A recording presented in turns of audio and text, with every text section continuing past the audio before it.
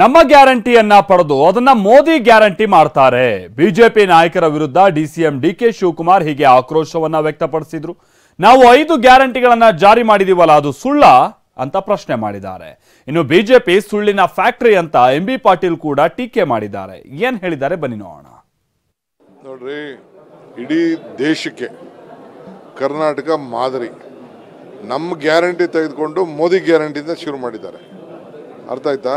ಇಷ್ಟು ಇಂಪ್ಲಿಮೆಂಟೇಷನ್ನು ಇಡೀ ದೇಶದ ಇತಿಹಾಸದಲ್ಲಿ ಯಾವ ಸರ್ಕಾರ ಕೂಡ ಮಾಡಿಲ್ಲ. ಅದು ಕಾಂಗ್ರೆಸ್ ಸರ್ಕಾರ. ನಾವೇನು ಮಾತು ಕೊಟ್ಟಿದ್ದೋ ಮಾತು ಮಾಡಿದ್ದೀವಿ.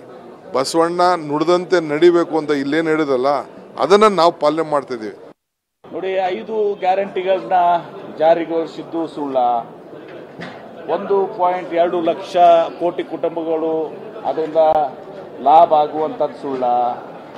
ಸುಮಾರು 4.5 ಕೋಟಿ ಜನ ಅದರಿಂದ ಲಾಭ ಪಡೆದುಕೊಳ್ತಾ ಇದ್ದಾರೆ, ಅದು ಸುಳ್ಳ. ಅನ್ನಭಾಗ್ಯ ಯೋಜನೆ ಸುಳ್ಳ. ನಮ್ಮ ಶಕ್ತಿ ಯೋಜನೆ ಸುಳ್ಳ. ಭಾಗ್ಯಲಕ್ಷ್ಮಿ ಯೋಜನೆ ಸುಳ್ಳ. ಯುವ ನಿಧಿ ಯೋಜನೆ ಸುಳ್ಳ. 5 ಗ್ಯಾರಂಟಿಗಳನ್ನ ಜಾರಿಗೊಳಿಸಿದ್ವಿ. ನೀವೇ ಸಾಕ್ಷಿ ಇದ್ದೀರಿ ಎಲ್ಲರೂ. ಸುಳ್ಳು ಎಲ್ಲಿಂದ ಬರ್ತದೆ? ಏನಾದರೂ ಸುಳ್ಳು ಹೇಳೋದಿದ್ರೆ ಅದು ಬಿಜೆಪಿ. ಸುಳ್ಳಿನ ಫ್ಯಾಕ್ಟರಿ ಏನಿದೆ ಅದು ಬಿಜೆಪಿ ಹತ್ರ ಇದೆ. ಏನಿದೆ ಇದರಲ್ಲಿ? ಕೇಂದ್ರದ ಪಾಲು, ಗ್ಯಾರಂಟಿ ಕೇಂದ್ರದ ಪಾಲಿದೆಯಾ? ಬರದ ವಿಚಾರದಲ್ಲಿ ಒಂದು ನಯಾ ಪೈಸೆ ಕೊಡದೇ ಇರತಕ್ಕಂಥ ಕೇಂದ್ರ ಸರ್ಕಾರ ಅವ್ರದ್ದು ಪಾಲಿದೆ. ಇದರಲ್ಲಿ ಏನಿದೆ ಅವ್ರ ಪಾಲು? ಏನ್ ಮಾತಾಡ್ತಾರೆ ಗವರ್ನರ್? ನಾವು ಅಂಕಿಅಂಶ ಯಾವ್ದಾದ್ರು ಕೊಟ್ಬಿಟ್ರೆ ಸುಮ್ಮನೆ ತಗೊಂಡ್ಬಿಡ್ತಾರೆ. ಬಹಳಷ್ಟು ಅಸೂಯೆ ಆಗಿದೆ ಅವ್ರಿಗೆ. ಇದೇನು ಅಭಿವೃದ್ಧಿಯ ಕೆಲಸ, ಜನ ಕಲ್ಯಾಣದ ಕೆಲಸ, ಜನರಿಗೆ ಸಮಾಧಾನ ಆಗುವಂತ ಕೆಲಸ, ಅದ್ರ ಜೊತೆಗೆ ಕೇಂದ್ರ ಏನು ಮಾಡಿಲ್ಲ ಅನ್ನೋದನ್ನ ಹೇಳಿದ್ದೇವೆ.